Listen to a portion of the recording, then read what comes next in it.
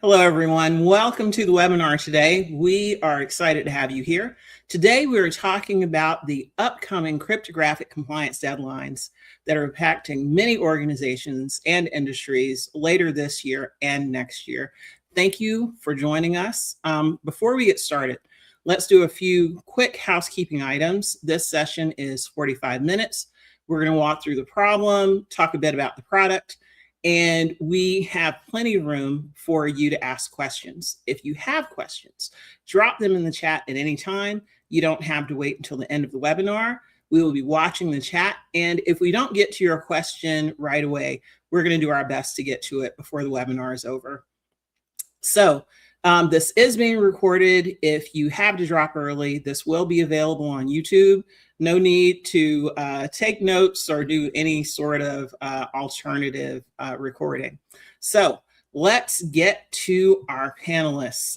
First up, Brian Dawson, Director of Product Management at CIQ. Brian, do you have a few words you'd like to say? Hey, Hope, thanks for having me on. Well, just first to introduce myself a bit. I have a long history in helping deploy software systems and software tools to support software and infrastructure stacks. I'm here representing our product management team as product manager of Rocky Linux from CIQ Pro Hardened, an out-of-the-box compliant and proactively secured image. And otherwise excited to talk about how it can help people with their compliance journey. Excellent. Thank you, Brian. Up next, Jeremy Allison, Distinguished Engineer at CIQ. I prefer Chief Cook and Bottle Washer. That better describes my day-to-day experience.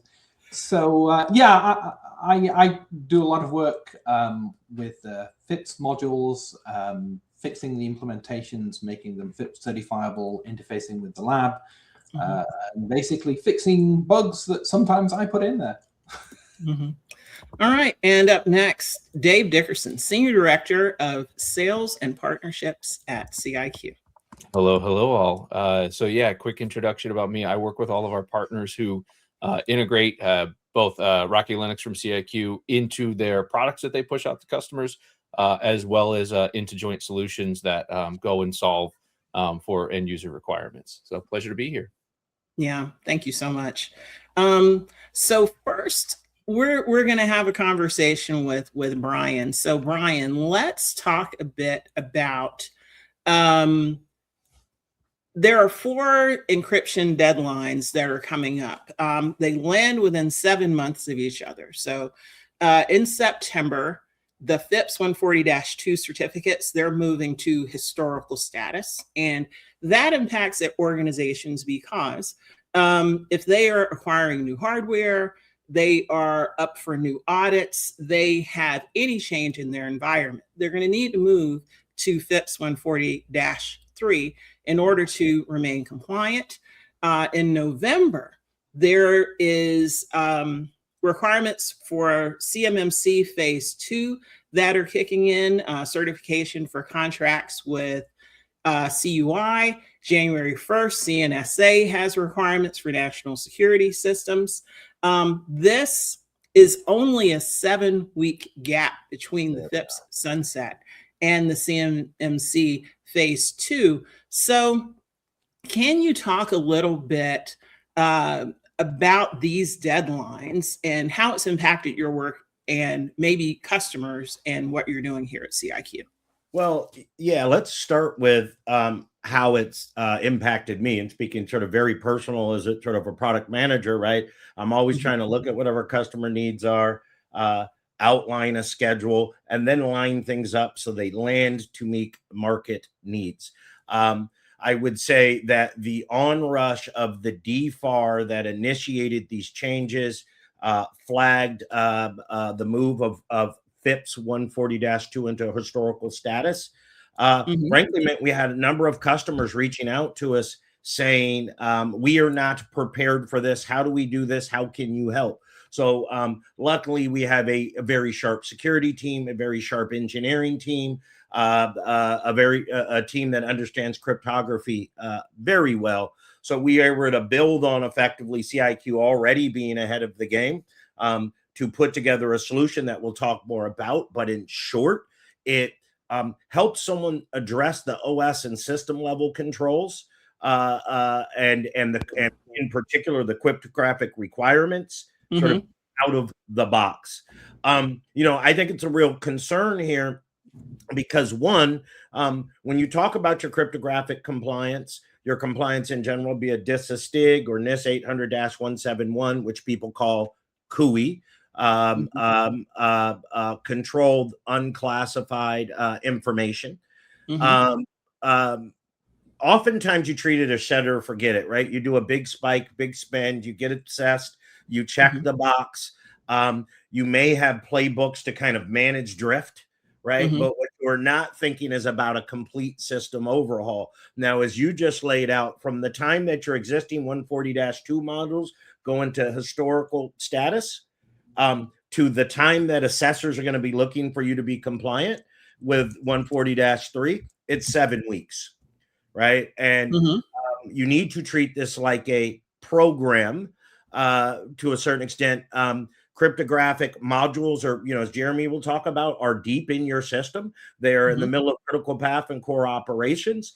So you need to apply change management and know this. It is not enough to have an assessor show up and go, yeah, we have modules, but they're in historical status. That's going to be viewed as an evidence gap, which is worse than documenting maybe that we have modules in process that are not validated yet. And then lastly, you need to think about, when I say look at this from a program management standpoint, I think the stat that I have here is there are 76,000 orgs that need level 2 certification. But as of last February, fewer than 1,100 have completed it. And there's a there's a finite set of third-party certified organizations or C3 POAs that can actually inspect and validate for you. So if you're not getting in line and you're not getting to a place where you're ready for the assessor fast, you could be in trouble. Yes, for sure, for sure. I'm not sure, Dave or Jeremy, if you have anything that you want to add on that point, but before you do, I have one more thing to say. And Brian, you alluded to it. So you can be FIPS compliant on paper, but you need active certificates. And also, if you've read any of our blogs, FIPS mode is not FIPS compliance on your FIPS system. mode is not enough. Right, exactly. So if we are looking at organizations and we're talking a little bit more directly about 800-171 and cryptography, where does STIG fit in? And what do you think is the gap you may have seen or heard about, Brian, for organizations who think they are ready but are not ready, and maybe how does CIQ help? Well, there's a couple of ways. One is I'll just go back to what Jeremy said. I think you see a lot of FIPS. Yeah, I have FIPS and it's on, right? They are not checking to see if the FIPS modules they're running, first of all, are actually actively listed as approved on the NIST CMVP list. I'm forgetting the acronym. Cryptographic module validation program, right? And if they're not there on that list, then you are not certified. And so that goes back to, on doesn't mean you're compliant. And then to your point, Hope, I'll just underline it. If you have not had an assessor certify you, then you are not compliant. But then the other thing I hear when we talk to our customers is oftentimes sort of an over-indexing on the non-system controls, sort of process controls. I'll either see it go either way, right? They focus in one area or the other. And then in particular, when they're looking at system controls, not considering this isn't, hey, I have a head node in a cluster environment, or I have all my compute nodes done. right? You need to be able to prove that the underpinning of all of your infrastructure is compliant. So that's probably the biggest gap. And I know Dave and Jeremy may see others. Yeah. Well, it's not just the algorithms. The entropy source has to be compliant as well. So you have to have the certificate for the entropy source. It's not just the modules and their cryptographic implementations. And then Hope, regarding STIG, is the way the way we kind of describe STIG very casually is STIG is the mother of all security control policies, right? So what you will find, and I've gone through this mapping, is that STIG not only references your FIPS security posture, a number of the STIG controls map to NIST 800-171 controls, which also ultimately map back up to CUI and the CMMC or NIST 800-53. So I think the one thing that I would say is that if you are already STIG aligned, then, or your systems are already STIGged, then you are likely in a good situation. However, STIG is not a one-for-one for CMC. So look at it as a starting point, but it's not the end of the journey. Right. Agreed. So with that, we're gonna move into our technical expert, Jeremy. We're gonna talk to you for a few minutes. So we've talked a bit more high level, but you are one of the, if not the person at CIQ who has been very closely working with our certifications, ensuring that CIQ is doing what we need to do for customers. So if we are talking about FIPS 140-3 validation at the module level, why does it matter for a customer whether their certificate is actually active or historical? And how can they see that for our products?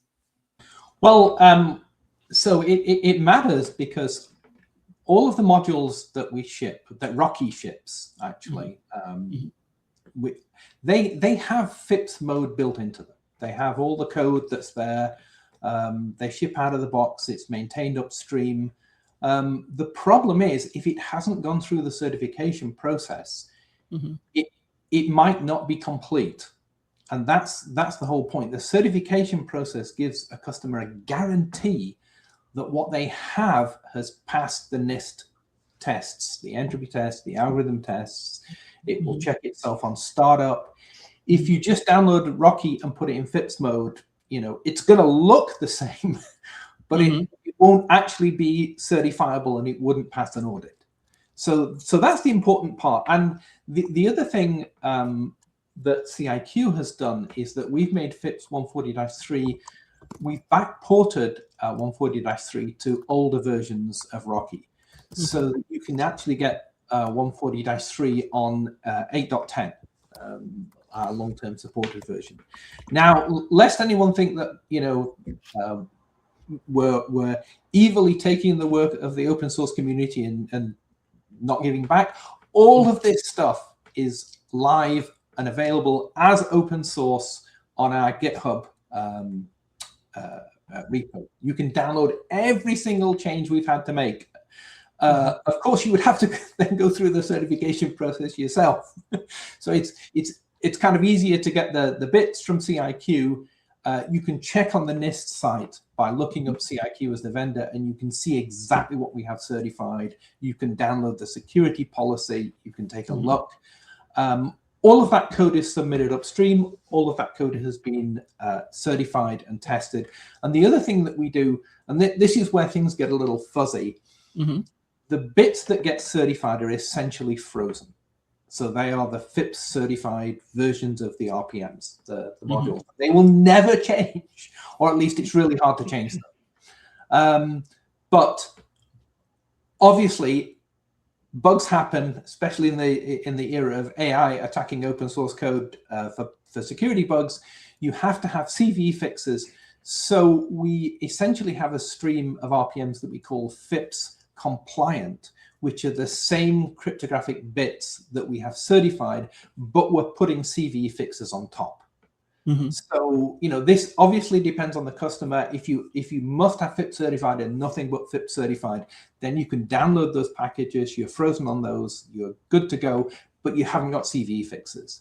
If you go with our compliance stream, you've got the same certified algorithm bits startup, but you've also got the CVE fixes. So it very much depends what the auditors and what the requirements are for the customer.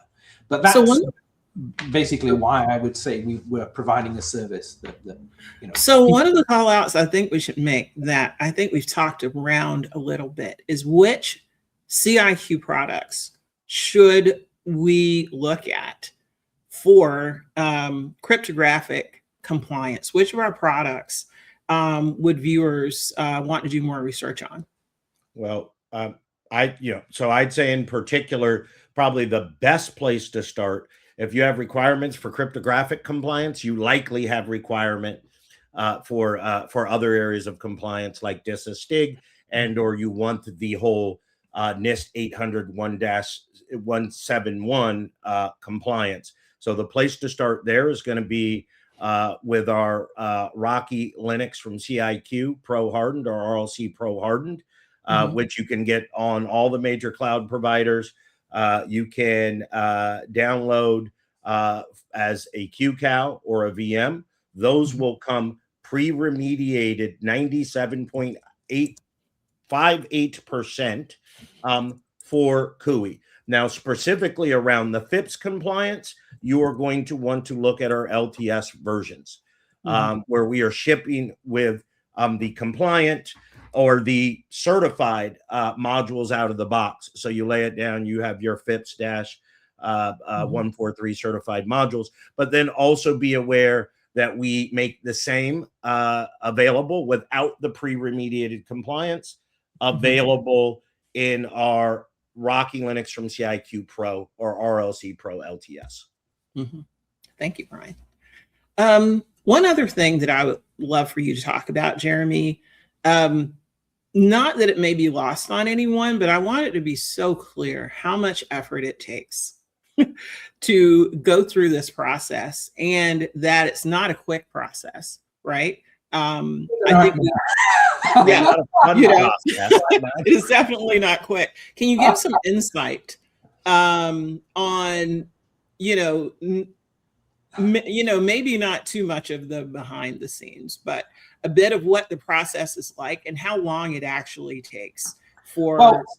So what you have to do is you take the open source components and then you go through, there are certain requirements that FIPS has.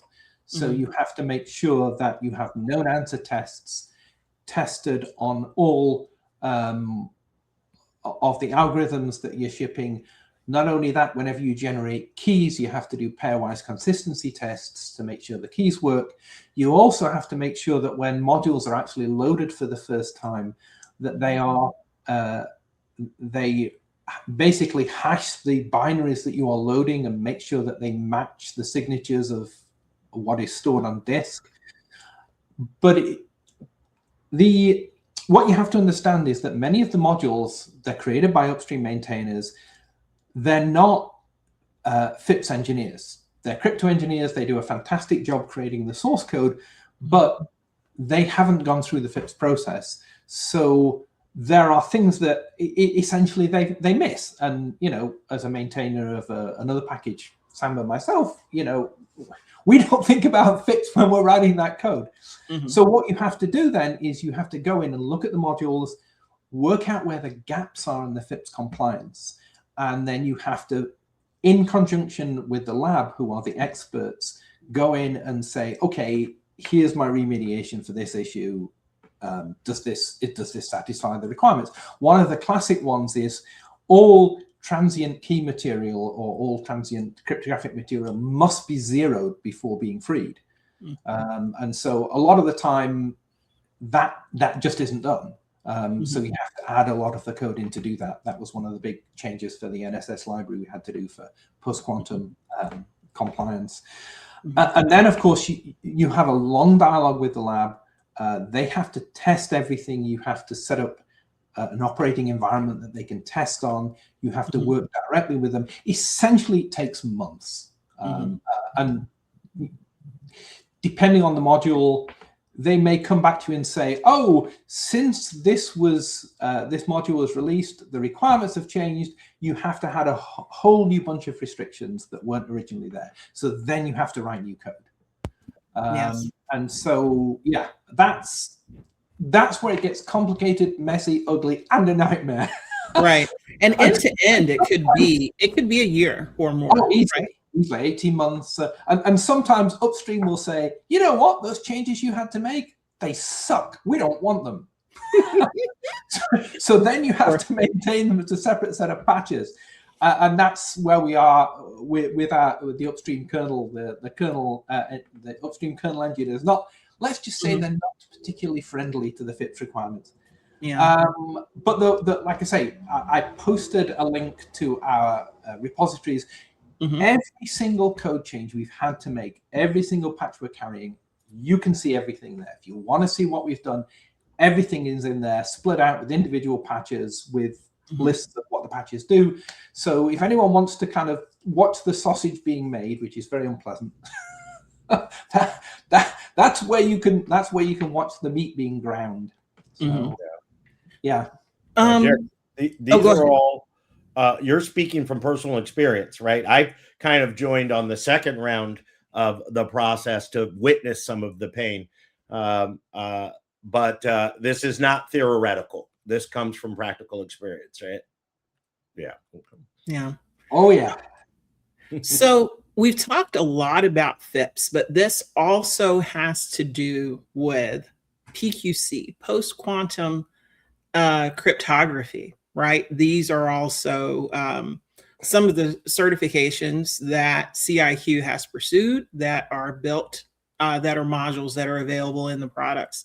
Jeremy, can you talk about why PQC is particularly impactful now and why organizations who maybe have not paid as much attention should give it more attention very soon?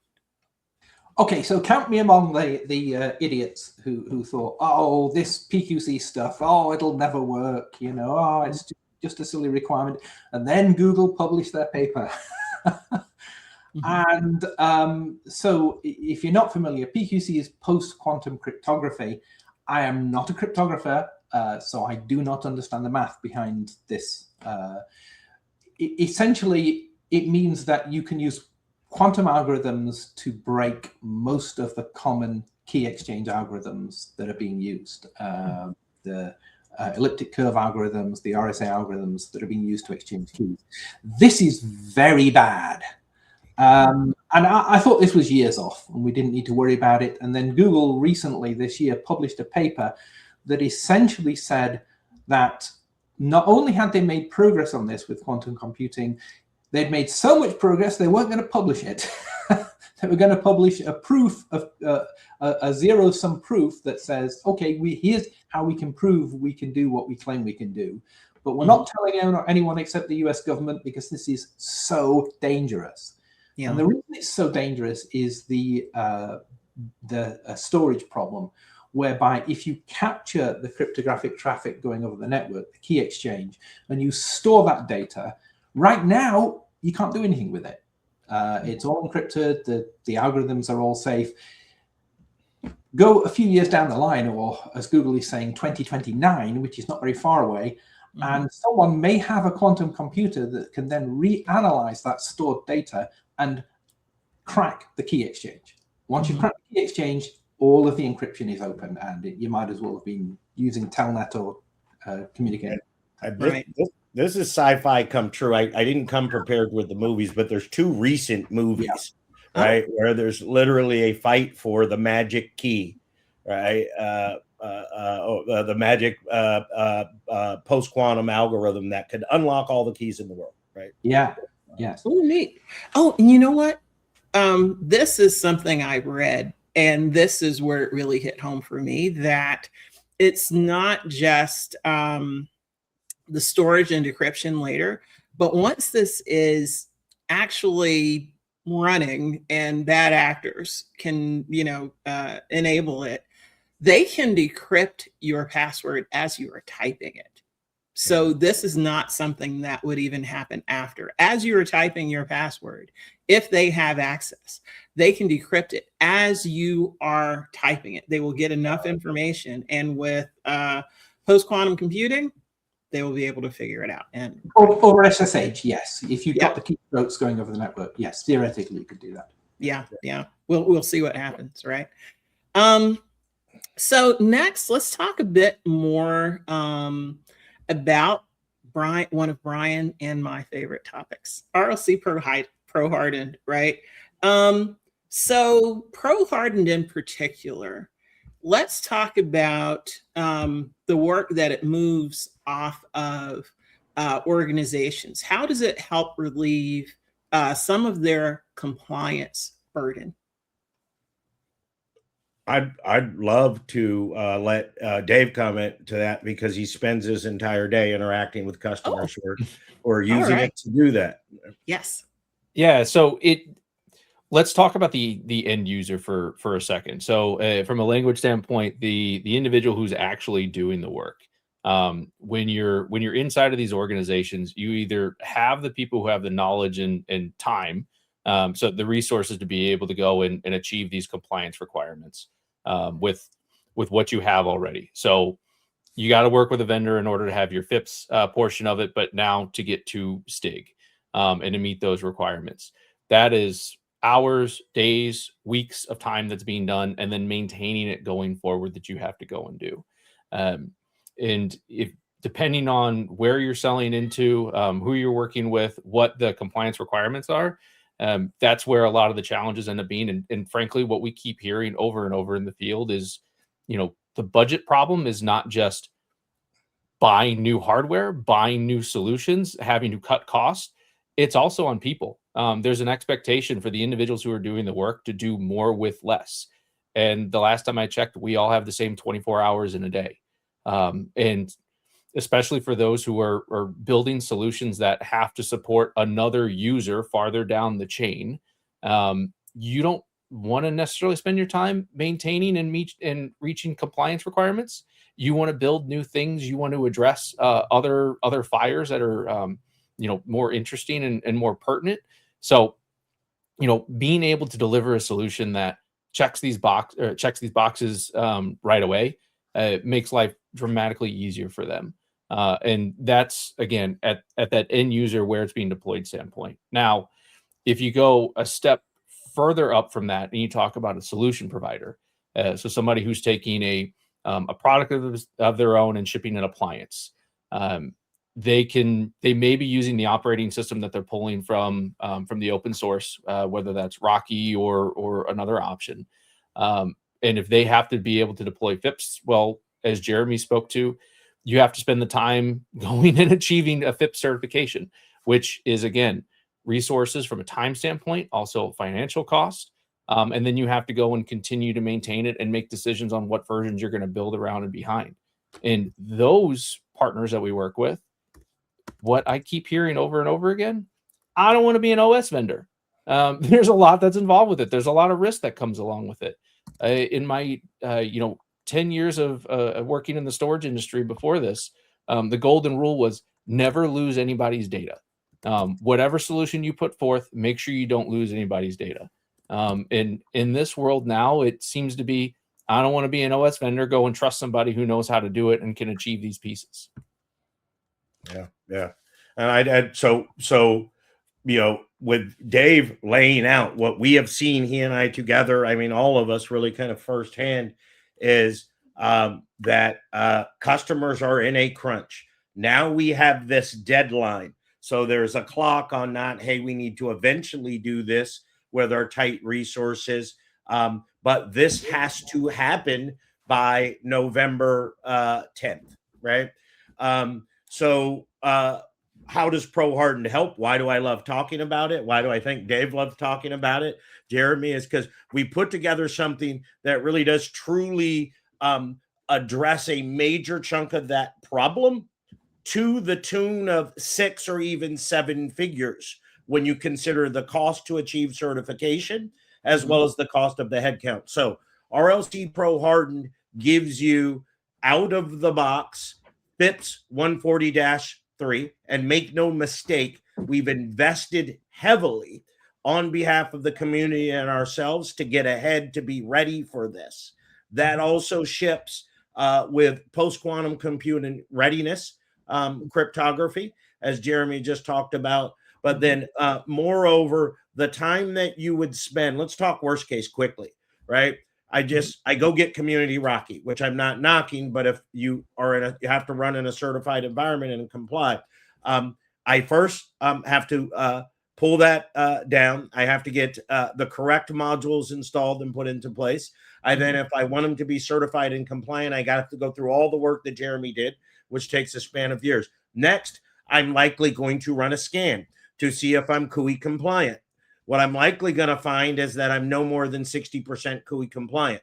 I then need to take the 100 and something other controls and go through a trial and error sort of experiment, tweaking, testing, tuning those, deploying them, testing workloads on them, coming back and doing it again, right? And then as soon as I lay that down on a system, I got to come back and do it again in a week or a couple of months because of drift. So the Pro Hardened gives you the FIPS, it gives you the remediation, and then it also adds something we call proactive security modules.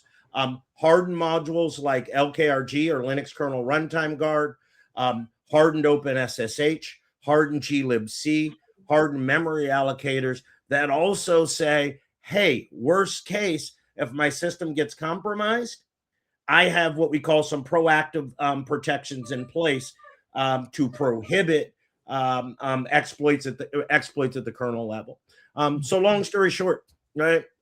Pro Hardened, I think, gives a customer the baseline that they need to save not even hours, weeks, if not months on their path to meeting this compliance deadline. Well, and to expand on that too, Brian, the other thing that we're seeing in the field, and I'm glad you hit on the proactive security measures that we've built into it. So it's one thing to take a baseline operating system and achieve your compliance requirements. It's another thing to take a step back and address some additional security concerns and actually harden the image and have these proactive security features baked into it. Because one way some of our customers in the federal space are using it, they're treating RLC Pro Hardened as a golden image that they can build from, because there are times where a deployment will go into the field and may not have internet access. And there is a real risk that comes along with that deployment. So they're not getting patched. They're not getting those security updates for other pieces. So how do you ensure that deployment is continued to be protected against? LKRG is one of those feature sets that are being used as that. So now any of these engineers, Jeremy, to your point of, okay, you've done the work, you've built the application, you've achieved compliance. Well, now what broke, what doesn't work, what does the upstream want to support and whatnot? These engineers that are building these applications that are going on these deployments that will run on Rocky or run on anything, they start to ask the question, okay, well, will my application work with, X package that's in there? And building up to compliance and keeping every engineer as well as the security teams happy is very difficult to do. So rather than that, the teams that we're working with are taking Pro Hardened and treating it as a golden image to where, okay, let's build the application off of this. And if something doesn't work, tweak, you change, and maybe you continue to maintain compliance. And if you're continuing to maintain, then there's no reason to write a poem. There's no reason to make any adjustments and call things out. You're good to go. And you know what? If you do have to turn off a lot of those pieces, you still have proactive hardening that's been pre-built in, pre-deployed that everybody can go and run with. So again, you have a stable baseline, a secure and compliant baseline that everybody can start with. Yeah, and a key thing with that to add, sorry, Jeremy, I'll just add real quick, the phrase is, as our counterpart in Fed said, is we're used to building up compliance. The good thing with Pro Hardened is I just have to tone things down. I start compliant. Sorry, Jeremy, over to you. No, I was just going to say I wanted to drill into the features that. Sorry, I should have turned my phone off. I apologize for that. The features that RLCH provides. So there are two layers of protection. One is when you're looking at a compromise, when you're looking at a security vulnerability, there are usually two ways it goes. One is that in some way it manages to corrupt system memory or an application memory. And that's where lib-hardened malloc comes in. Because when you're running with that, all malloc is checked both on allocation and free. And if there are any overruns whatsoever, that will take out the application. It will catch it, it will crash it. So that's usually the first layer of vulnerability that attackers try and access. And then after that, once they've gotten into an application, if they manage to get past hardened malloc, then they try and leverage that into getting kernel credentials that they're not supposed to have to become root on the system. And that's where the LKRG runtime protection in the kernel steps in. So you have basically this multi-layer set of protection that makes you have a more secure base to build your products on top. Now, it's not perfect. You know, the people working on LKRG and all this stuff is open source, by the way. None of this is, you can look at everything that's been done. There was some guy who basically decided to try and create a kernel rootkit that was explicitly immune to LKRG, the protection. And so then this triggered a war between the LKRG developers and the guy doing the rootkit. And I think the LKRG developers are winning. But we track that, maintain it, we work on it, we participate in that. And so everything we learn from these hostile environments gets funneled back into the product and improved, which is a really, really good thing to have. Excellent. So now we're in our free-for-all section. Yeah, that's LKRG.org. Yep. Yeah. But LKRG is quite impressive, and we do have someone on staff, Solar designer, who, if you don't know about Solar and the work he's done, it has been a major contributor, if not the contributor, to getting that implemented in CIQ. So one of the points also to make is when we have talked about cryptographic compliance, we've talked about FIPS, we've talked about PQC, we've talked about 800.171, and a lot of people believe this is only impactful to the defense industrial base or some of those that are defense adjacent. It is only impactful to government organizations, but this extends beyond that to many, many other industries. Have any of you, and we're not going to necessarily name names, but have you worked with any customers or prospects in other industries where you think this is particularly impactful for them? You're on mute, Brian. We'll just start the bidding with. So first, and the reason, I'm jumping in, I think the team has other concerns, is Pro Hardened wallets gotten a lot of traction in DoD and Fed. There are many regulated industries and even unregulated industries that need to mitigate the catastrophic effects of a breach via any of these vectors that we've just talked about. 0 days that weren't patched, cryptographic, post-quantum computing, exploits of services and ingress. So we've looked across industries. I'd say first we'll go out just to this conversation here. We've talked to government entities or what you would think traditional government contractors. But keep in mind that a lot of even medical and other research are actually handled by higher education and universities that are subject to the compliance, to the regulation of these compliance mandates. Another place that you look that is a regulated industry, but traditionally under different regulations, is going to be communications or telecommunications, right? If you think about the catastrophic snooping and spoofing that can happen if you crack the cryptography in telecommunications. So I'll stop there, and I'm sure the group has some other ideas or other references. But. So I'd call out that every company needs to be thinking about this. And you think about how security has changed over time and where fears and concerns were. Like my grandparents, to the end of the day, would tear up their mail and put it through the shredder, because if somebody gets your address, it's over with. They're going to get to you. Well, we've moved to a time where we are watching vulnerabilities become known live without being embargoed, to where we have to go and address them as quickly as possible. And as we move forward with more powerful machines, more powerful algorithms, you have to you have to raise your baseline in how you address this, because it may not be just the data that you have. And I'll give you an example. I was talking to one head of security at a company who had said, if I can make all of our company data available online for anybody to go and use it as they will, I would. And the reason why is people trying to breach my environment to get access to that data, because I don't own any IP. My company has 0 IP. But if they can get access to that data and use it as they will, operations won't break. I don't have to worry about taking systems offline. I don't have to worry about any other slowdowns in the company that I'm responsible for maintaining. But I can't do that. I have to protect this information.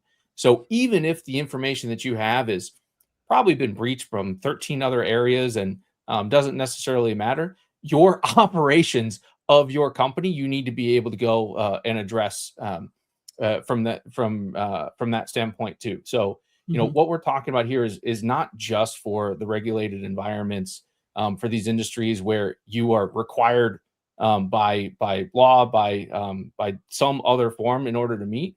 Even if you don't fall into that category, you got to raise your baseline as to how you're protecting everything. And you're being asked to do more with less. We all have the same 24 hours in a day. There's new technology constantly coming out that you are trying to learn to up your game for both your company and as an individual.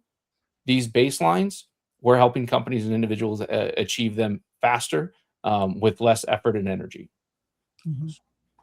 Okay. And we're doing it in the open too. Yes. And we're doing it in the open. That's another big point, to be able to go in and review everything that we've done. When you get our repositories, you don't get given a big blob of a patch with all the changes in and work it out yourself. You actually get each individual patch you can see with the commit messages, and so you can see what we did and why. So any parting words before we close this out? We have a couple of more minutes. Any parting words? Anything we didn't mention that you think is important for our participants to hear about? So we're doing FIPS certification on some of the advanced Linux kernels, some of the upstream kernels. We also have kind of a skunkworks project to try and separate out the FIPS certification pieces of the Linux kernel, so this can be done separately as a module. If anyone's interested in that, please feel free to ping me and I can point you at the repository and we can work together on this. We have plenty of ideas how to do this.